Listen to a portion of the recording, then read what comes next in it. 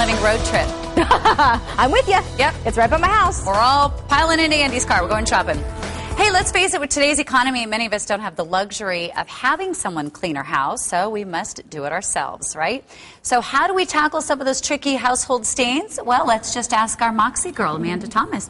Hey, Amanda, how are you? I'm doing well, thank you. Good. She said she's starting to get a lot of calls. Someone called her yesterday and said, how do I get motor oil out of my shirt? Yeah. And your first question was, how'd you get motor oil on your shirt? But you helped her out. Yeah. So today we're tackling some of the household stains, and before everyone calls you, we're going to give them some tips. Yep, absolutely. And you're going to see a lot of the things are the same as what we had on here last time when we focused on the clothing stains. Right. So, the chocolate and the grass stains. That was a great one. I can't wait to use that one. Yep. So a lot of us have a lot of old shoes. Yep. And with the rains that we've been having, there's a lot of mud that's coming in off of those shoes. If you have, like I said, the grubby shoes, or you have the pets that are coming in.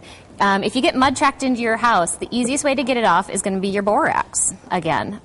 So just make. You're obviously not talking about just a regular tile floor, because that would be easy. You're talking the carpeting. Yep, in the carpet. So the dog runs in, has the muddy paws all over. Yep, just mix up a little borax with some water. You try to get all the loose dirt you can off. So maybe vacuum it up first. You can do that. Yep, or just pick up the big chunks if there are some.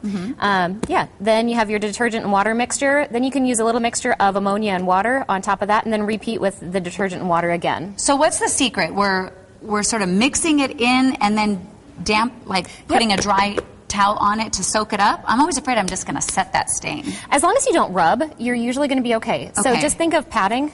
Okay. So get it all wet, get it all saturated, let it sit there for a little bit, do its magic, and then just gently pat it so that way you're lifting the stain with something dry to into the pull rag. it out. Yes. Okay. Yep. We'll try that one. Yeah. The next household stain that we're talking about is the toilet bowl. Who doesn't love the nice ring in the toilet bowl? And let's just say I have 3 boys. Oh, very fun. You have lots of fun in your toilet bowl. Yes, our toilets are not happy toilets. Oh. But let's move on. Yeah.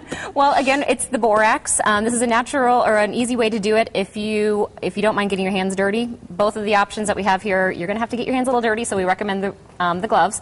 But if you mix up borax and lemon juice, you can create a paste to put on that ring in the toilet, let it sit for a little while, and then go in. And rather than using an actual toilet brush, get a smaller one. You can have more control with this. Scrub it away. If that doesn't work, a pumice stone. Okay. So it's the combination of the lemon juice and the borax. Yep. That's doing it. And then if that doesn't work, your pumice stone will have the abrasion to get it off. Now, I try to do this as little as possible because it does scratch the inside of your toilet, so it makes that stain come back a little bit easier. So do it if you have to, Last but don't resort do it too much. with the pumice stone. Yes. Yep. Okay. So you have your morning coffee. You have a ring that develops on your countertops. Real easy way to get rid of that is just a mixture of baking soda and water. Just make a little paste, let it sit on there. If it doesn't come up, you can actually use bleach as well. Just a little bit, dab it on. Don't use too much. Okay. And then rinse it off. And that almost seems like we could use the borax and the lemon juice, too. I don't think it would hurt. Yep. Okay. I see this paste thing coming and going. Yeah. Yep. What about pet stains? Pet stains, aren't they fun? Yeah. Pets and kids, you never know what's going to come out of them. So, nicely said, Amanda. So if your pet has an accident, the first thing that you want to do is use a clean rag to sop up as much as you can. Soak it up. Yes. Okay. Yep. Try to get as much of, if it's urine, whatever it is, try to get as much of it out of the carpet as you can. And then just sudsy water. Again, we've just got our mixture of Dawn and water. Put it in there, and then you can actually use some vinegar on it as well. That'll help to pull some of it out again. So vinegar, so after we're done with the sudsy water, then you take the vinegar and just pour it on it, and then try to... Yep, you can pour it on just real lightly, and then let it sit for a little bit, and then just sop it up again. Okay. Is the vinegar helping with the smell, too, to sort of eliminate it? Yeah, it's going to take a little bit of that smell out. Yeah. Okay. Yep. Okay, wait, one more quick... Oh, the last one is the really fun one. This is either pets or kids vomit. Okay, it's not the most fun topic. But if either one of them vomits on the carpet, get as many of the chunks out as you can.